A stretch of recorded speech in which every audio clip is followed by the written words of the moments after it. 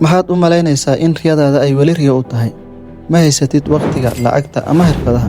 Ha welwelin. Maanta waxaan kuu sheegi doonaa hal sir oo riyadaada ka dhigi doonta mid dhaba. Salaamu calaykum.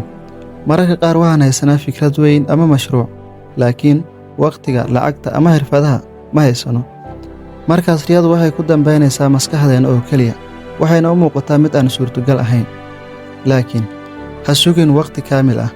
Bilow hadda, samee feel mashruucaaga u gaar ah. Ku kaydi fikradahaaga, sawirada, xiriirada, maqaalo, buugaag ama wax kasta oo kuu dhiirigelin kara.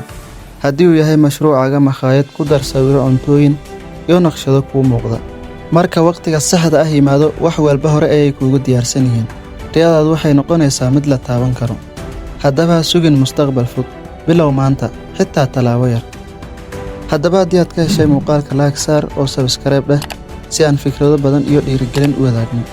Wassalaamu calaykum waraxmatullaahi wabarakaatuh.